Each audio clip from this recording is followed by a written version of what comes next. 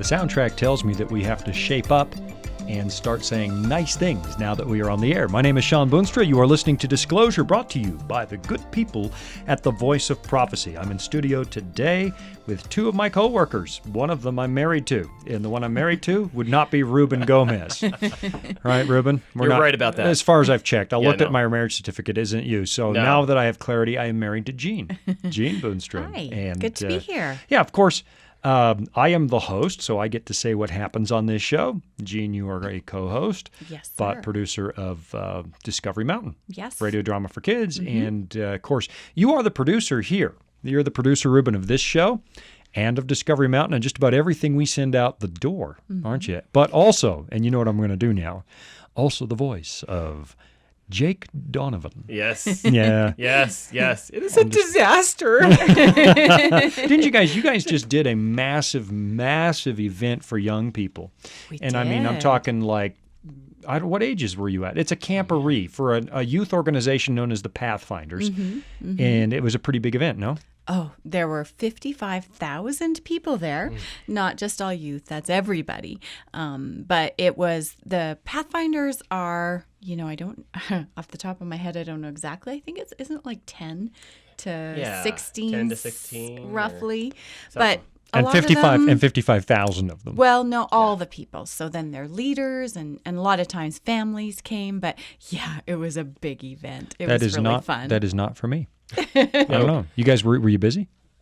Just a bit, I'd say. Now, you set I'd up with say. the Discovery Mountain booth, and you guys did something cool there, didn't you? Like, you brought Blue Birdie to life, which is, now, Blue Birdie is the airplane in the Discovery Mountain drama series. And didn't you bring her to life? We did. We had a flight simulator with Blue Birdie, and it was really neat, Shawn, because we partnered with someone to create the actual program for the flight simulator. But then our team here, Palmer and Kyle and Ruben and Joel and Steve as well helped, built this amazing like curved screen and an actual seat that you could sit in and controls. And then like the outside of it looked like the front of a real de Havilland Beaver airplane. And Ruben was one of, Ruben and Joel and director Doug from Discovery Mountain, they were actually assisting the kids and plenty of adults too, right? For sure. On Oh, the how adults were to lining Oh, up the for this Oh one? adults yeah, Yeah. the adults too, Yeah. on how to fly the flight simulator. It was fun, wasn't it? You guys were so busy though. Oh, yeah. It was. So- There was hardly a moment for downtime. So they actually got to fly a plane with Jake Donovan? They did. Yeah, And I bet that was popular. It was amazingly popular, except for the one kid who said, "I don't want to fly with Jake Donovan." It was really cute. Yeah. So this was done on a field in Oshkosh, Wisconsin, or an airfield? Oshkosh, Wisconsin. Yeah, it's, what is it? The Whitman? Whitman Regional Airport. Yeah, Whitman Regional Airport. So the booths were in airplane hangars, and then the Pathfinders, most of them camped there. We stayed in a hotel. Thank goodness. You big babies. You big babies. Yeah. Did they have Our showers for team did. 50,000 kids? Yeah, but did. that's what, when we were planning this event, that's what like was the tipping point. We're like, I don't want to fight for a shower and have to wait till 2 a.m. to have a shower. So our team all opted for a hotel. Oh. Well, you're working from what, 7 a.m. to 10 p.m. at night? I don't want to. Well, the introvert that I am glad I did not go to that event. Crowds drive me right around the bend, and the older and crankier I get, the worse that gets. It's like, oh, no, give me my alone It time. was crowded. It wouldn't have been your thing. No, I guarantee no. it. I did follow it, however, on social media. Uh-huh. Yeah, I was watching the tweets come out, and that's actually our topic today. We're going to talk about social media, but just before I do that, I'm always like, I'm the Cliff Clavin of Christian radio. Here's an interesting little known fact. Remember Cliff Clavin? Yep. Not promoting Cheers as a TV show or TV watching, I guess, That but was part of our childhood. it was part of our childhood, and he was the know-it-all, and I'm willing to be that today. Okay. I'm looking at a study. This came out this past spring, and it's a Canadian study. UBC, the University of British Columbia. That's where my younger brother went for his graduate work. Yep. He became That's right. a lawyer. Lawyer? Whichever one that is. Yeah. At UBC. And the study is 12% of Canadians want to be in an open relationship. In other words, 12%. yeah, no, listen to this. Monogamy is not for everyone. Okay. In fact, 12% of Canadians say they would ideally be in an open. So we're not talking 50, 60%, but would a number like that surprise you? That surprises me. I would think it would be lower. Yeah, the sample size was 2,000 Canadians. And I guess you wacky Canadians, you are so liberal. But 12%. It says the Canadian. Yeah, and 20% said they tried it. Interesting. Oh, my. 1 in 5. You know what I find interesting about these things? It's kind of like soap operas. Soap operas, turn on what's the filter that makes everything glow during a romance scene? It kind of goes a little into soft focus. Oh, and there's yeah, a the halo. hand kind of thing? Or, Yeah, and everybody's glowing and the soft music starts and they're having an affair. What they don't show you is the broken home and the venereal disease. And For sure. Yeah, and the same here. This is like, oh, isn't this interesting? Let's try that out. But they don't show you the wounded people. Yeah. Were these people that they surveyed married or just in relationships? 55% of them were married. 55%. It's like, I don't know. What would you... If I were to approach you with that question, what would you think of an open marriage? How would that go down? Oh, not well. And I would assume you had somebody on the side you wanted to have an open relationship with. I wouldn't think it would. Asking? Yeah, exactly. What else would prompt that? Right. Yeah, that what question? what legwork have you done? Yeah, exactly. Like, why are you Yeah, asking me I this? know. It doesn't show you the broken homes. It doesn't show you the wounded people. We know that, when the Bible says that the two become one and that you actually, Paul argues, don't go to prostitutes because it's a sin against your own body and you actually become one with that person. We know that that's actually true chemically now. You emit oxytocin, mothers do with their newborn babies, and it builds a chemical bond. And sexual relationships do the same thing. There's a chemical bond between two people. And when you mess with that, they only present this article like, well, isn't that interesting? Really? There are cases in the Bible. Obviously, we have some polygamy in the Bible. But take a look at how it goes down. It's never recommended. No, We've got there are always huge repercussions. Rachel of that and Leah. life. How did that go Yes. down? Yeah. And Yes. I don't know. So there you go. Interesting factoid of the 12% of Canadians Wow. want to add somebody to their marriage. Yeah. And my counsel to you is stick with God's plan because that is not going to end well. Anyway, not our topic, really. I was just, I sit here reading articles between, Did you find that article on social media? I don't know. Yes, I did. There you go. Yes, I did. This is from my hometown newspaper, the Salmon Arm Observer, and I follow them on social media. So, Ta-da. ta-da. Nice segue, Gene. In Nice other news, segue. there's a newspaper called the what? Salmon Arm Observer. Never. You've never heard of Salmon Arm? No, I have not. Salmon Arm, British Columbia. Okay, there's this lake. It's Shuswap Lake, and Oh, it's it's got a- 4 arms in the lake. It's Okay. it's got like 1,000 kilometers, 600 miles of shoreline. And it's H-shaped, so there's Seymour Arm and Salmon Arm. And I want to say I grew up on Salmon Arm, but I failed to grow up on Salmon Arm. That's what actually happened. And it was, for a while, the sonnet capital of the world. Really? Oh, Yeah, that's because interesting.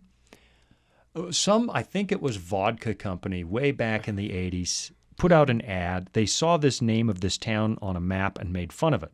And they said, more people drink, I don't know if it was Seagram's or whoever, more people drink blank brand of vodka than write sonnets in Salmon Arm, British Columbia. And so, of course, small Funny. town got up in arms. Oh, Yeah. you can't diss us like that. And they started opening a sonnet writing contest. And so they are now the sonnet capital of the world. Oh, that's funny. That's Yeah. funny. It's a beautiful town, Ruben. Oh, you It have been really there. I is. did It's take you beautiful. there. Well, yeah. I went to meet your grandparents there back when They were we still alive? They were alive, and we were still in our dating years. I took the kids to Yeah. meet them after they were no longer alive. Right. We We dropped took by a road trip there to visit their resting place. Yeah. Yeah. And I have a cousin who lives there now. Did I tell you that? My cousin Deborah's living there now. No way. Yeah. Welcome to Salmon Arm, Deborah. I hope you subscribe to the Salmon Arm Observer. Yeah, that's the name of the paper, Salmon Arm Observer. I know. It sounds odd when people haven't heard of that town. Yeah. Yeah. Yeah. No. I thought it was just, there's a newspaper after a fish. Okay. But it's Well, a town. It's kind of is. It kind of is. One of the world's I think the world's biggest salmon run is near there. I think that's where it got You could its just about name, walk right? across the river when the salmon are running on their backs. It's uncanny. So that's not our subject. We're going to talk about social media. We've done this already, Gene. You and I have talked about social media and how Christians relate to it in the Right. world that we live in. Right. And I know that you guys in the control room are doing that, or having a discussion of your own. So I hauled our producer in here because I want to pick up that discussion a little bit and talk about social media and give you a chance to air your opinions. I don't know, what do you love? I mean, that's one thing Gina and I talked about, but what are the things you appreciate about social media and what are the things that kind of turn you off, Ruben? It's funny because I've always been a tech connected. Yeah, you really nerd, have. Like from the beginning, like since I was 5, my parents told me like I'd go to computer stores and how do you turn this thing on? And I'd go, oh, well, just turn it on. Oh, you were that kid. Yeah, I was cool. that kid. I was the geek. I was the tech geek, and I still am. And so. I never was, although I can program in BASIC and had an Apple II. All right, you know what? I think that qualifies you as a geek. Yeah, it does. It Yeah. does. We wear the geek name proudly. It's become cool. It's become cool. It is cool. And so, I used to do websites. I used to, be connected, and when social media came around, I was like the first one to join all these networks. Were you on MySpace? I was on MySpace, yeah. Is your page still there? I'm sure it is. I was just wondering. During the same break, thing. I'm going in there to look for it. Yeah, no, please don't. And I think it's great, and I thought it was great, and man, I've always been super connected. But after I had kids, and now, like, I'm getting cold to the idea. I don't like it as much as I used to like it because it's so polarizing. The people who you consider friends and family, I don't want to know this stuff about you. Like, just, all of a sudden, I am a horrible person because I believe this one thing or I don't believe this one thing, right? And so we put Right, people in a right. camp And over one post. They're not addressing it to me, but they are indirectly, right? Because I am in that post. Somebody's going to be in that category of people, right? So all of a sudden, you're the bad guy. So if they say, I hate those jerks who produce radio shows. Yeah. Yeah. Yeah. They're not talking about me, right? But they are. But indirectly they Yeah, are. they are. Right, Well, I'd never right. thought about that. Like, Yeah. you don't know who you're addressing. Right. Yeah, Yeah. I kind of give away the jackwagon award of the airport day sort of thing online sometimes. Like, I can't believe this idiot. Yeah. And I kind of slowed down on that because, I don't know, maybe somebody does that. I gave an award out like, okay, this is the most inconsiderate guy in the airport, the guy who wears flip-flops on the plane. I hate that. Like, don't put your bare feet in my space.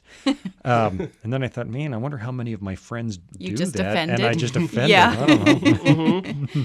Yeah.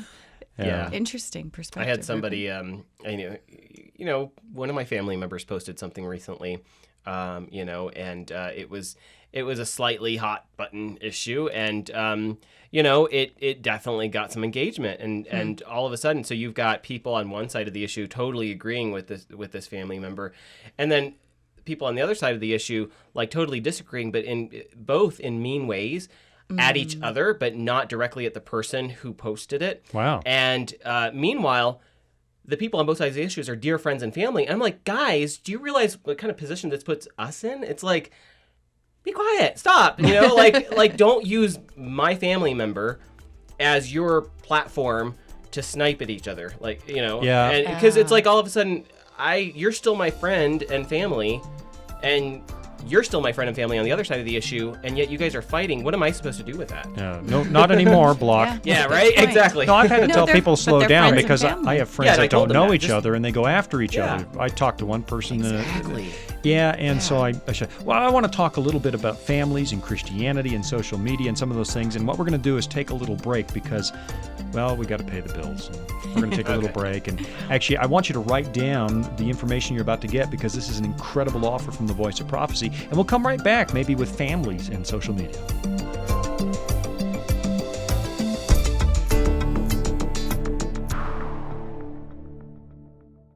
Are you searching for answers to life's toughest questions? Like, where is God when we suffer? Can I find real happiness? Or is there any hope for our chaotic world? The Discover Bible Guides will help you find the answers that you're looking for. Visit us at BibleStudies.com or give us a call at 888-456-7933 for your free Discover Bible Guides.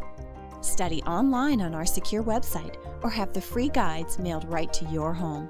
There is never a cost or obligation. The Discover Bible Guides are our free gift to you.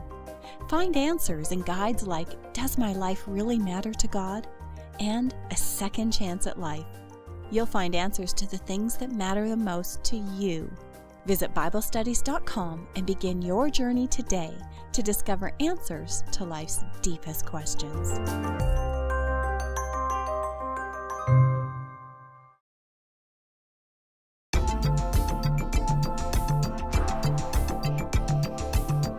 break time is over, everybody. Wake up, wake up. It's time to come to.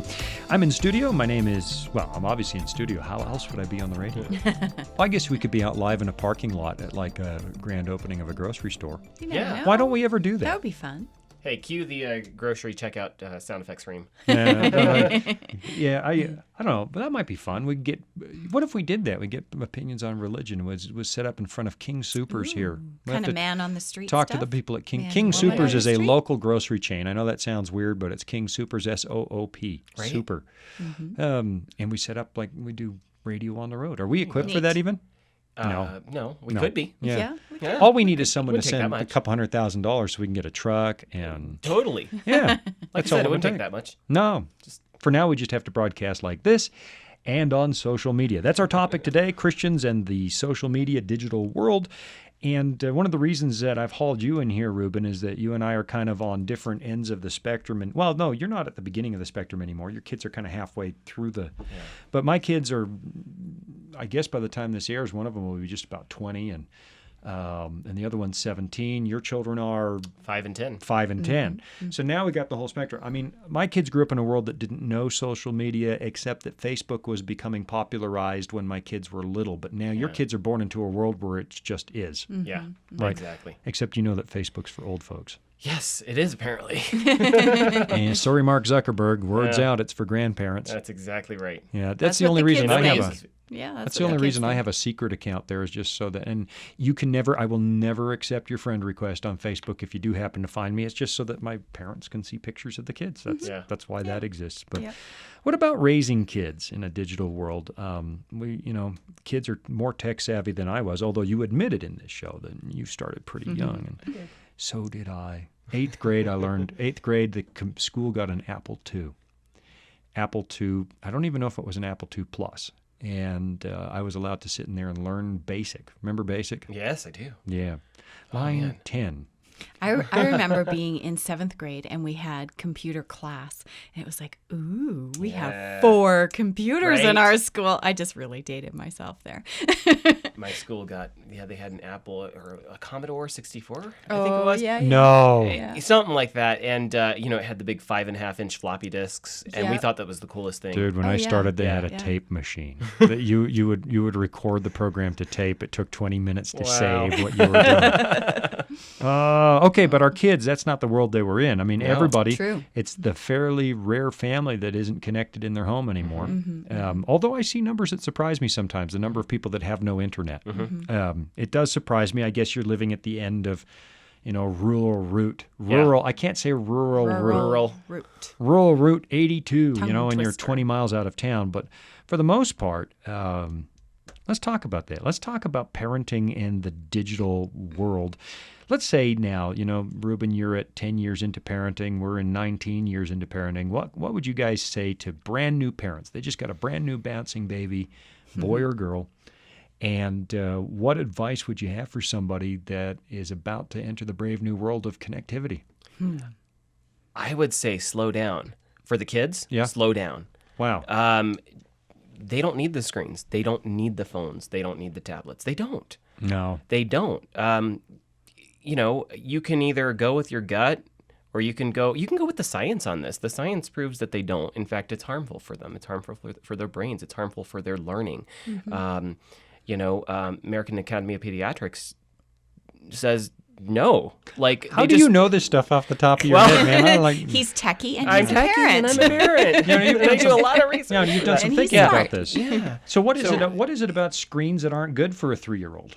I mean, so we can talk about the medical science behind that, and that's, the dopamine that it creates in the brain is a drug, right? Oh, so it's a reward system. It's a I click reward this, system. I get a reward, and then you get addicted to the dopamine. Yeah, drop. if you don't believe me, try it. Try it. If parents out there, try it with your 3-year-old, 5-year-old for a day. Okay, don't try it, but try it for a day, right? Stick them in front of a screen for a few hours, and measure their behavior before and after. Right. Measure how willing they are to kind of, do what they're told before and after.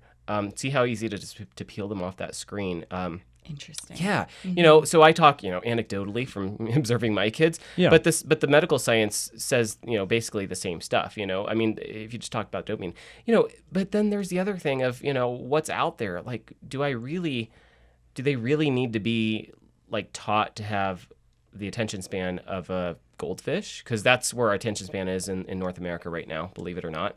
Are you kidding me? Actually, goldfish has a better attention span. No joke. Wow. No joke. This is the study's probably like 4 years old now, so but it's we've probably trained It's ourselves. probably not going probably to not get going to better. get better. No, here's what I've observed. Yeah. That when Abraham Lincoln was running for office, they would gather for a political debate, and Abraham Lincoln would get up and extemporaneously speak on a topic for 2 hours. And then his opponent would get up and speak for 2 hours, and the audience would stay through the whole thing right. and listen to it and weigh the arguments. Yeah. There's not an audience in the Western world today that could do that. And, Right. and I bet you're right. I bet we're teaching our kids very early that an argument is 140 characters. Exactly. And the other thing is that social media is representative of the world at large, the world around you, and it's not. Social media is more and more, it's the extremes, right? It's the things that people in the past wouldn't say to each other in person, but they can because social media is kind of anonymous. It's kind of like indirectly passive aggressive, right? You can be that on social media, right? Yeah, I know. Gene does that all the time. Yeah. I've never done that. And to me, why do kids need to get that skewed sense of the world? Because eventually that becomes reality, right? If kids think this is reality, well, it becomes reality. And in my opinion, that's where the world will go. And I think that's just not good for the greater good, right? It's not good for the world at large. But kids they don't need that. On the flip side, it is a digital world. It is a connected world. So you do have to expose them to connectivity, And so, and I started realizing that real fast. Like my kid doesn't even know how to type yet, and yet she's being expected to type up reports. So like for us, the balance is finding enough exposure, but it's controlled, right? Really, learning Yeah. to type Yeah. already. Yeah. I think I had to learn typing in the 12th grade because they wanted to send you to school, to No. college, Yeah. able to use a typewriter. Our kids learned in 4th grade, so your older daughter probably is starting to learn now. Yeah. Yeah. And in fact, they're kind of looking for it around 2nd grade now. At Wow. least in my school, it's not like being a fluent typer, but Sure. we realize like we don't even have a computer at home. We have all tablets and devices and phones, and so you don't know how to type on that, right? So does any kid learn True. penmanship anymore? They do. It But- depends in the school. You're right. It depends on the school. Are we just depends on the typing and teacher. printing in block letters now? No, handwriting's still there, but I mean it's degraded. Yeah, it with has. every generation, it seems like the quality of personal penmanship has gone downhill. So No, it's our funny. generation I asked our too. kids to read an analog clock, and they struggled for half a minute. We did teach them. They struggled Yeah. for half a minute. Right. And I was laughing. They said, "Well, Dad, you can't read a sundial." Well, actually, Dad can read a sundial. They picked the wrong one. I nailed them to the wall. I said, "Well, let's go outside. I'll show you. Yeah. I'll build one with a stick." I had to learn that as a kid. Yeah, I think, the screen time is an issue. I like what you said a moment ago, Ruben, is that kids grow up thinking that's the real world, and what's on social media is not the real world. And I think about that having young daughters a little bit, and some of the issues that young women face. I wasn't aware of it growing up because I had just brothers, just a house full of dudes, and we don't really care what we look like. We don't care what people think. People said, "Shawn, you're ugly." I'm thinking, yeah, that's probably true. But it's not that way for girls, and that's not real world. No. People sit there and they take 20 photos wondering which one they're going to put on Instagram. Is the 20? light right? Right. Is the Oh my! Before I've they taken choose one to way more post. than 20. No, for but our for daughters one to post. choose Yeah. between. So that's not the it's real world. exactly It's a right. manufactured reality. Really. Yeah. And I don't know, maybe I'm overreacting, but it seems to me that a young lady who is, and maybe young guys too, I shouldn't be, because problems like anorexia are showing up with young men now as well. really. And yeah, they are. And images become everything. And I'm not sure that's a healthy message too soon in life. Oh, no. I mean, image matters, I suppose. You want to dress for the job you're in. You want to dress neatly if you're a professional and you're trying to sell things. You want to, image matters to a certain point, but does it really important to dress kids like models and pose for an Instagram shoot when you're 8? Yeah. #InstaPerfect. Yeah. Oh, is that a thing? I just made it a thing if it's Oh, not. there you go. I'm sure it is. I'm sure I did not make Probably that up. is. Oh, I'm going to Well- post my worst photos under hashtag Insta InstaPerfect. Well, and then yes, there's that part of it. You're trying to put your best self forward on social media, and you're comparing yourself to all these other versions of reality that other people post. But then you also like these young people are making themselves vulnerable when they do post, and then they're watching obsessively to see how many likes they get, and then if you There's don't the get dopamine enough, hit. There's the dopamine hit. Oh, that's very true. Yeah, that's true. Yeah. And then if you I've had conversations with young people about this. If they don't get enough likes on a particular post, they delete it. And so Really? it's hard to put yourself out there, and then you feel judged by your peers if you don't get enough attention on a particular post. It's that's all not healthy. very unhealthy. I think we can all agree. We should probably open the phone lines and let the kids call in at this Right? point. You antique dinosaurs. But I think you guys are absolutely, I think that's absolutely right. You don't put your worst foot forward on although can we ban the duck face thing? Oh, please. I think that Yes. is kind of dying off, hopefully. Oh, what do you think? I'm pretty good at I look good in a duck face. Oh, yeah, real cute. Yeah, I was just saying, I look good in a duck face. For those of you listening on the radio, I just that's attempted funny. one. I think I kissed the microphone a little bit. The other thing that bugs me a lot is that I think you're teaching social isolation.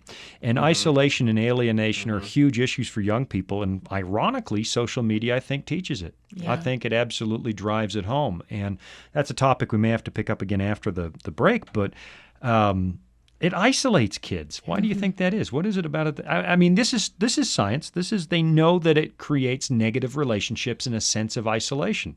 How could that be? I'm connected to 800 people, but do I know any of them? Are there any genuine friendships there? Is that an authentic relationship? I don't know. Yeah. You guys, you both raising kids. What do you think? Well, I think it changes the dynamics of relationships. People can have long, deep conversations on social media, like by private message. I know our daughters have talked to us about this. But then you bump into that person in real life and you're like stumbling and stammering and you don't know how to talk. Yeah. So, it's harder for me to kind of wrap my head around all that because I didn't grow up in that. But our young people have grown up. This is the norm for them. And so even though the intent of the internet, of social media is to connect us, I think you're right, Shawn. I think ultimately it's separated us from each other because that digital conversation can never replace a face-to-face conversation and a genuine relationship. No, I think that's probably accurate. Well, you've got younger kids. What do you think? I mean, it may not be manifesting yet. Oh, we're at 30 seconds to the break, and I'm about to launch a question onto you. I'll tell you what I think. No, let's hold that thought. I'm curious what you're thinking about that because at 10, I think alienation and isolation starts to show up in the way that a kid deals with the world maybe a little bit later in life. But the problem takes root pretty darn early, I think. And so, let's take a little break. We've got some incredible offers from the Voice of Prophecy for you. Grab a pen and paper. You want to write these down because we just have the most amazing things. So listen to this, and we'll come right back with Christians and social media.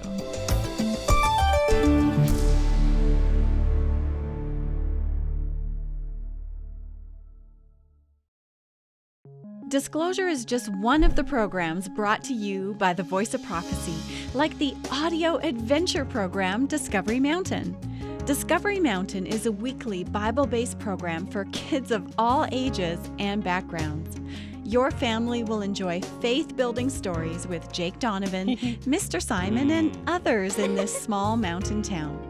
Each summer, campers visit Discovery Mountain, where they sing songs, learn about God, and reenact a Bible story with the help of drama teachers Miss Wendy and Miss Tamara. With 24 full episodes every year and programming every week, your family will have something uplifting to listen to every week.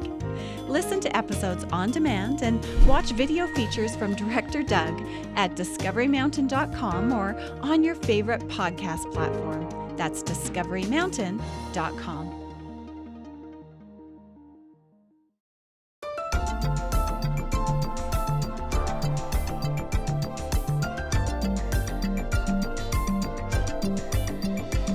We have rounded second base, and we are headed to third. I don't know why I always default to sports analogies. I'm not even really a sports guy.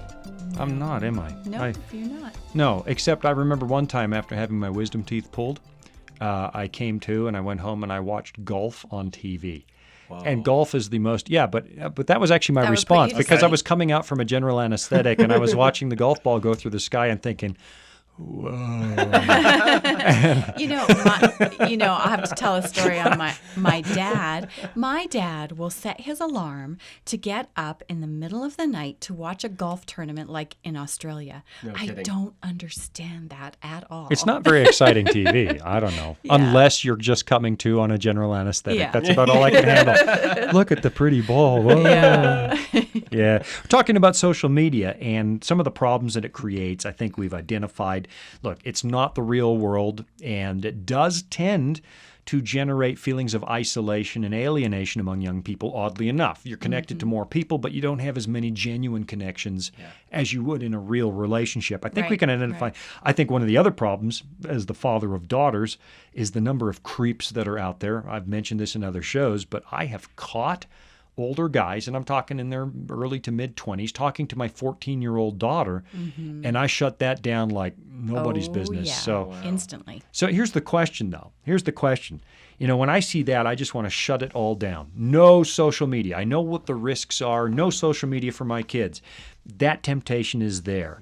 Is that something Christians ought to consider? And I want to preface this question a little bit by saying, your kids are your kids. Don't take formulas from people. I hear preachers get up and say, none of this for any of you. Right. And I don't know. You're the parent. You know that child, and God has put you in that place to guide that child to adulthood. You know them better than anybody else. But social media, okay, it's not great to put them in front of a screen, Ruben. You mentioned that when they're 3 years old, but do we just keep them from that world? Well, I mean, notice I said slow down, right? I didn't say stop. And so, no, I mean, I think you can go to the extreme on anything. And it is the world. It is real. It's reality. And so, I mean, if by that kind of philosophy, where would we be today? If I just cut my kids off from the latest thing that can be abused or might not be good for them, I don't know what. That's not the answer either. I think somewhere there's middle ground. I think there's a happy medium. I think depending on their age, there obviously needs to be some controls and monitoring and rate. But at the end of the day, I think so sticking a kid in front of a screen, social media, okay, full opinion here. Yep. Could be seen as lazy parenting. Sure. I've done it. I'm going to admit, right? I got to do this, guys. Yeah, go ahead and watch YouTube, whatever. Yeah. Just being fully transparent. No. Every parent's done it at least Every parent's once. done. Yeah. Right? There's two groups of parents. The parents who admit they've done that and the rest that are lying. Right? Exactly. Right. Yeah, but you know what's also lazy parenting is just cutting them off from everything, right? Instead of what's hard is to actually I'm probably going to make people mad here, but No, go for it. What's hard is being a parent. Address your complaints to Ruben Gomez, Box 999, love. But go ahead, say it. What's hard in this world is be a parent. Yeah. Being a parent means you don't let them sit in front of the screen all day, but you don't cut them off either, because either way, it's kind of taking the work out of it. You don't have to be a parent. Interesting. Right? True. Yep. That's true. Yep, it's lazy. Again, full opinion. Just. Well, here's where I kind of sit on this one, and I've said this in other programs, but is my job as a parent to teach prohibition or to teach discernment? Yes, thank you. Yes. Exactly. And I remember there was this event some time ago, and a preacher showed up, and he was preaching to a group. It was somewhere else in the country. I wasn't there. And he apparently picked out some popular book, and no, it wasn't Harry Potter, but it was some book that's fairly popular in English literature, and said, no Christian parent will ever let their child read this, ever. And a parent was thinking about that and actually called me. What do you think, Shawn? I said, well, what I think isn't really matter. You are the parent. You're the one God has put in their life, not that preacher, not me. You know what your child is capable of reading. But I would ask this question: how did that preacher know what was in that book? Right? The preacher read it. Right. Yeah. So the preacher has learned discernment. And I think your job as a parent is to decide when it's time to teach your child to discern those things. Right. And I can't make that call for you. So I remember when our youngest came to me, I want to watch this movie. And I looked at the movie thinking, all right, that doesn't exactly promote Christian values, but it's not raunchy, and it's not, it doesn't have not over the sex, top. and it's Yeah. not over the top, but it has a worldview I don't agree with. And I thought, my first reaction was, no, we don't watch that. And then I assessed it. I thought, no, here's a better approach, I think. Go ahead and watch it, but take notes. And when we are done, and I'm going to be there with you because And she you was watched young. it with I her. watched it with her. I want you to tell me what is different about the way Christians see the world and what you saw in that movie. And again, there was nothing raunchy. There was nothing over the top. And you need to relate. This is not advice for everybody, but I wanted her, and at the end, she made observations. Jesus would never teach this, and we don't believe that. And I thought, okay, now we're learning to look at the world with a filter instead of no, no, no. And my fear is, if it's no, no, no, no, no, I've seen those kids, they get nothing but no's, and the day they turn 18 or move out of the house, they're all over the world because it's been the forbidden fruit. And now you are no longer there to teach discernment. It's just an open field. Well, and they're not equipped to make good choices. I really appreciate what Ruben said, that, it's so much easier to say no than to do what you did, Shawn, which is you probably didn't have an hour and a half or 2 hours to sit down to watch that with her and discuss it after. It would have been easier for you to just say no. It was a terrible film. Yeah. But I mean, not terrible morally, it was just bad. Right. Yeah. But you engaged, and it does take time to parent and to parent well. None of us does it perfectly. We all mess up all the time. But it takes time, and it's an investment. And I think finding that balance at different ages and being able to learn and shift as your kids get older is important. Here's a practical example. As our daughters were entering academy, it was right at the time, high school, when schools were switching from paper textbooks to iPad learning. Bad move, everybody. I have a lot just of my, opinions just my, about that. Yeah, I'm old enough. I want dead trees. I prefer paper books for learning too, but I understand some of why they went to iPads. But what I noticed was we had created those age appropriate strategies and given them exposure to screens, etc. And so they transitioned fine to using an iPad. But some of their friends had grown up in families where it was no, no, no, no, no. And their academics suffered because they didn't even know how to use an iPad. Now, so, those practical things, we have to realize that these technologies are part of education, whether we like it or not. They're part of the workforce. And so giving safe exposure at different age levels, I think, is a positive thing ultimately. Yeah, you don't want to turn your kids out incapable of dealing with the reality of the world. Yeah. And yet at the same time, you better be there teaching them what the reality of the world is, and that Instagram is not reality. Yeah, it's absolutely. not reality. It's too easy to pick on our kids. Our kids are just about out of the house. We're just about back to empty nest where I can almost. Yeah, I can Another streak. year. I can streak from the shower to my dresser and not wonder, is the door open, or do they have their friends over? Because you just don't want to see your dad in his underwear when your friends are over. So we're shifting to empty nest, and it's going to come on you faster than you suspect, Ruben.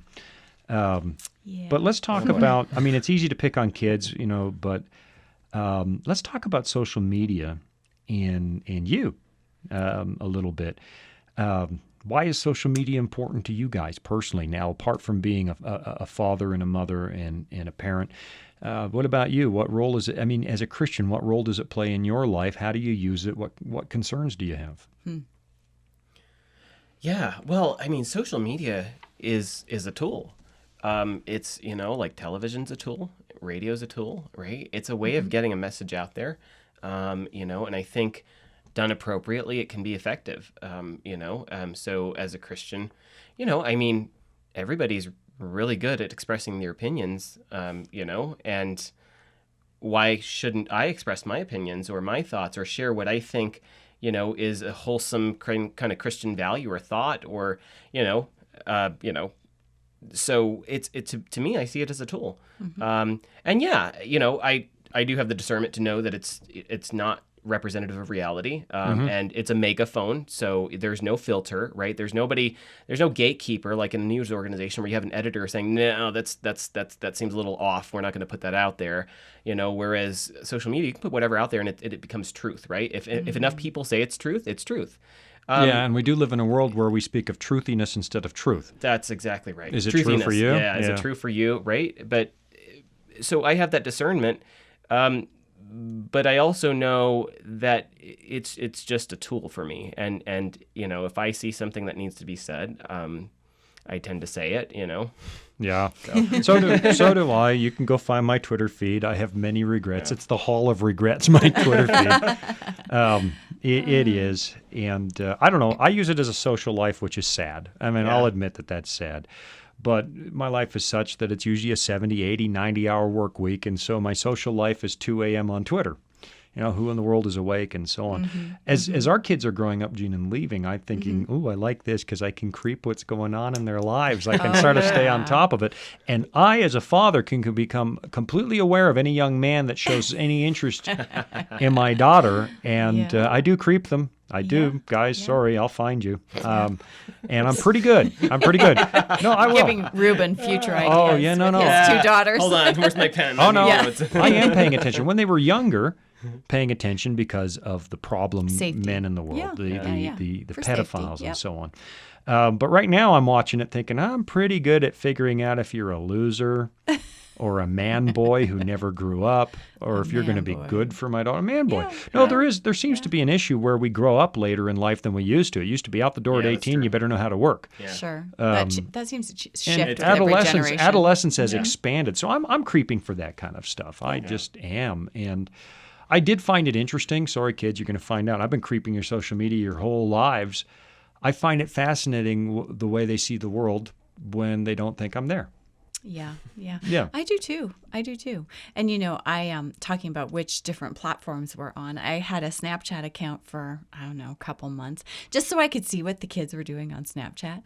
But I quickly abandoned that because I just can't keep up with all that stuff. But what I realized was they knew I was on there, so they just know how to filter so I don't see everything. Exactly. I mean, they're smart.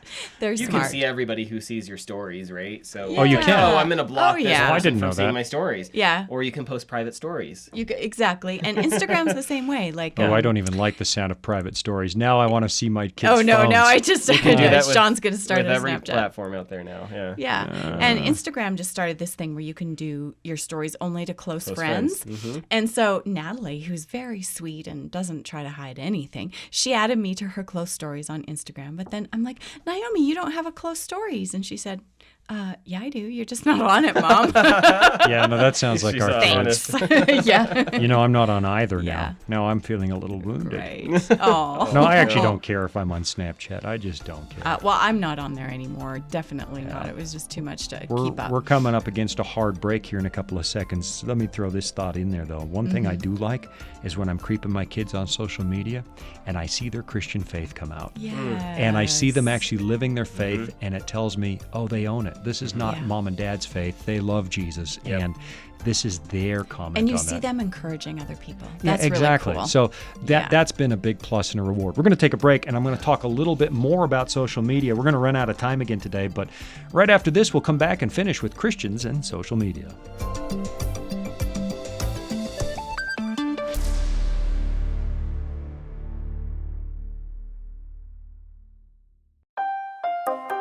Are you searching for answers to life's toughest questions like, where is God when we suffer? Can I find real happiness? Or is there any hope for our chaotic world?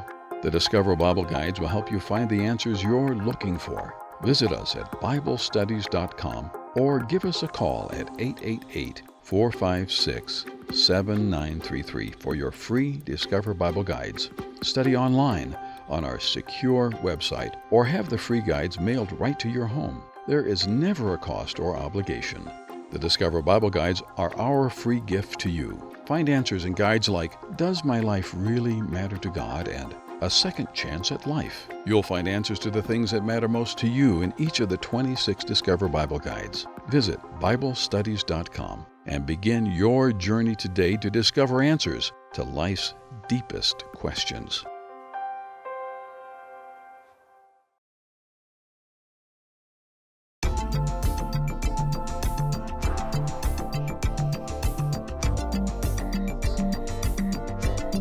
It is time for the fourth and final segment of today's episode of Disclosure.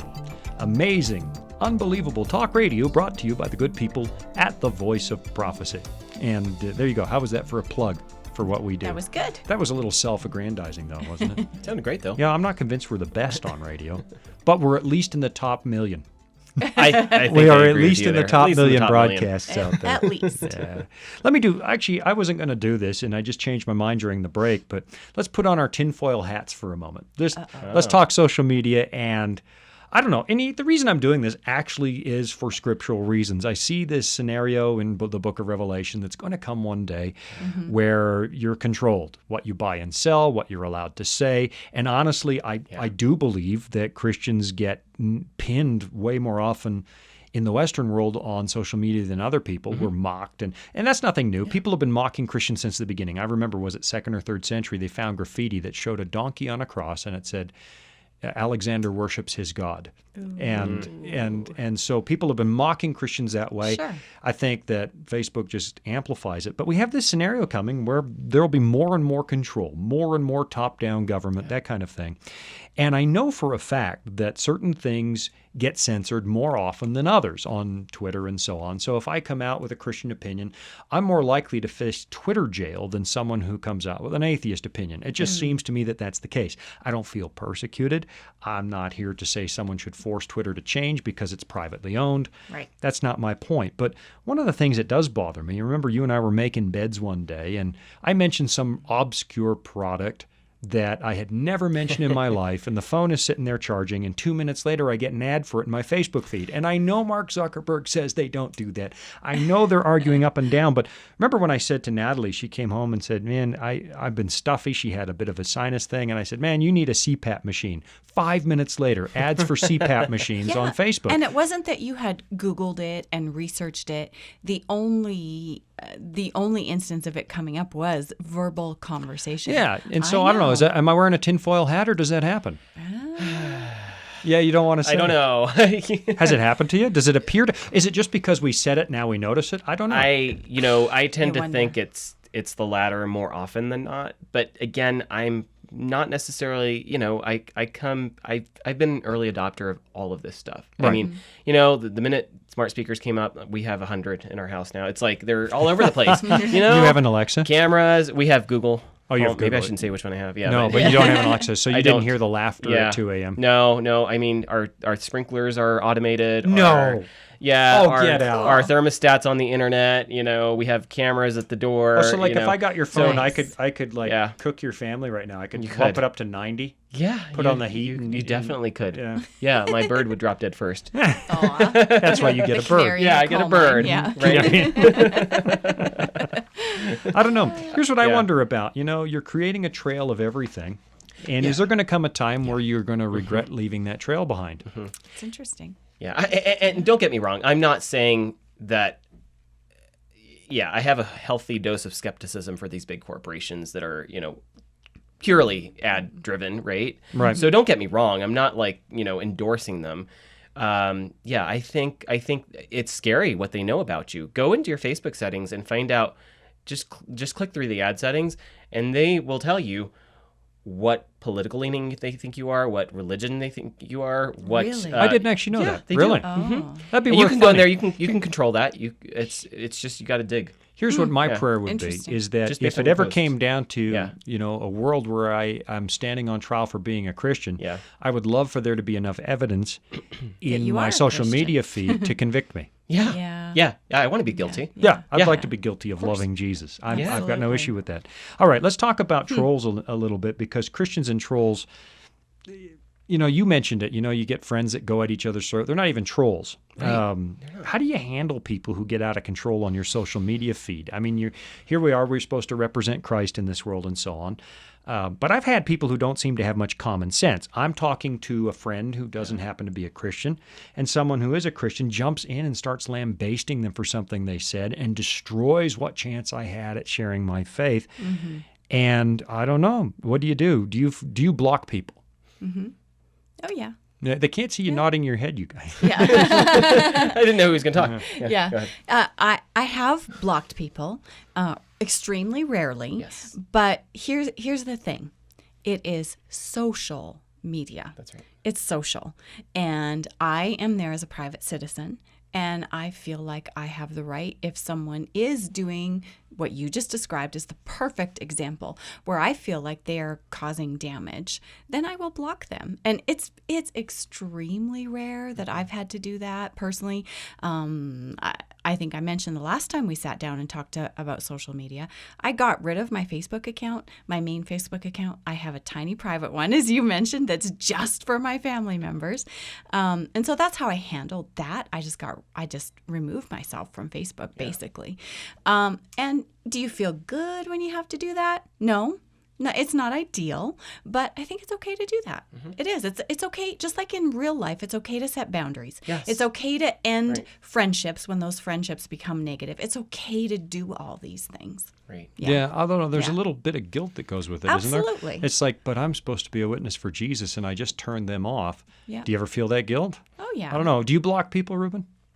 I have. Yeah. Rarely. Did you block me? Wait a minute. Oh, well. Not anymore. I just got blocked. I just got blocked. I don't know. Do you block them? Rarely. Yeah. So I will, I agree. Boundaries are important. And you know what? I have boundaries, and there are boundaries that you can't cross. If you cross those boundaries, you're going to get blocked. You're going to get, but here's the thing. Again, you talked about it being rare.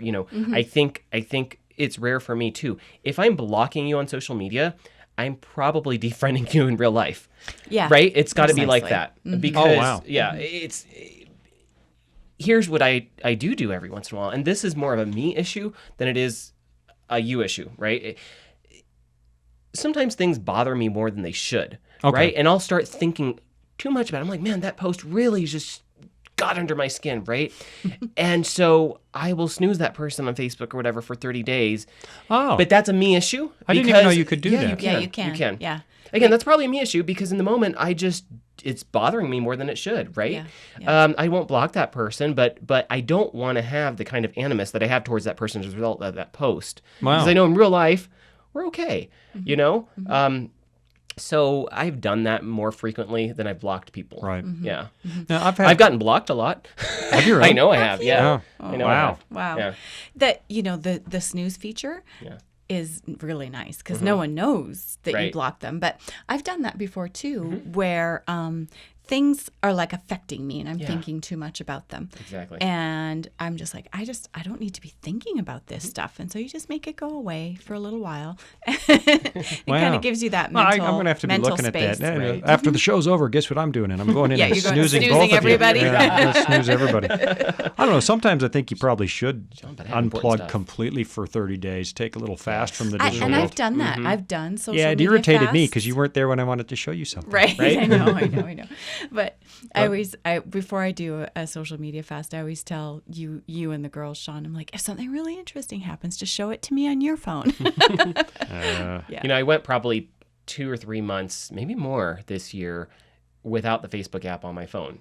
So I still accessed Facebook periodically, but I had to do it through my browser, which is a little bit more Slower. cumbersome. So you'll And do it less often. felt great, yeah. I mean, my mood. There's actually, I like talking about studies, but there is scientific studies that actually like back that. That's a real thing. Social media depresses people, it pulls people down, and and I realized that was happening to me far too often. Like these things were just bothering me more than they should. Right. And I was like, okay, for my sanity, I'm pulling myself back. Yeah. And I did. And so it Yeah. gives you a better frame of reference for the world. And, exactly. Yeah, because that's right. I find myself getting worked up about things I shouldn't get worked up Right. about. And I'm thinking, is this the way I want to live? I've blocked people though, because if they jump on one of my friends Oh, yeah. and they're irrational, first I'll DM, direct message them if you're over 80, and I'll say, hey, that was out of hand. But I remember one lady, I did that, and then she went public with our conversation, and I finally just blocked her, and she was abusive and manipulative, and she started sending notes to the office saying, how am I not supposed to feel bitter against your ministry? I think sometimes that if you just put up with bad behavior, you're enabling people, and it doesn't hurt for them to realize there's a line over which you can't go, and I'm not going to let you go over it in my world. I just wonder, blocking means sometimes not enabling people. And to that person, No, sorry. go ahead, Ruben. To that person or people who do what you just explained, I would challenge you if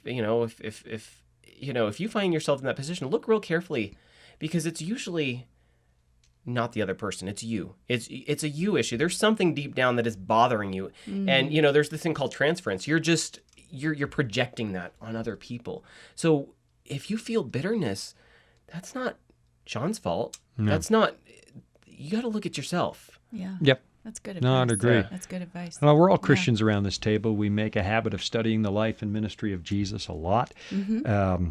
So, quick question. I mean, and this is, there's no right answer, I guess, but in your imagination, in your sanctified, biblically informed imagination, do you suppose Jesus, if he had come to earth now instead of 2,000 years ago, would he have been podcasting? Would he have been using Twitter? You laugh, but I mean that. That's a good question. Because if I'm trying to is. follow in the footsteps of Jesus, I want to think about the question like that. How would he use Twitter, and would he? I don't know. Do you think he would? Hashtag Sermon on the Mount podcast? Or... Yeah. Hashtag love your neighbor. Yeah. I think we can debate this, and obviously we don't know. Theoretical, obviously. Well, if someone would have asked me, I don't know if I should say this, but I'm just going to say this. If someone would have asked me 5 or 6 years ago if the president would be using Twitter, I would have said, yeah, I don't think so. But our current president uses Twitter. He uses it a lot. The last few have used it. The last one used it too, probably not as much. But would Jesus use it? I believe Jesus' goal when he was on the earth was to connect with people in real practical ways that they could understand. Look at his parables. They were very, very practical. And I do think he would have used whatever platform was available. But here's where I don't think he would have used it, because I know for me as a Christian, this has been a struggle at different times.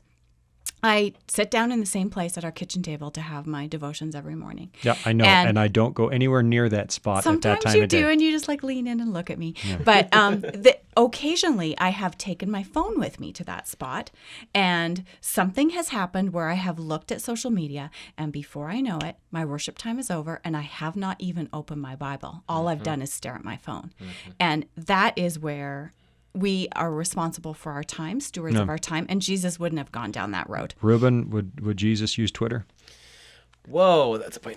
And you have 90 seconds. Oh, man. Here's the thing. I'm going to answer that without answering, I think, and that's... you big chicken. Yeah, I know. Proudly. I don't know. I mean, again, I agree with you.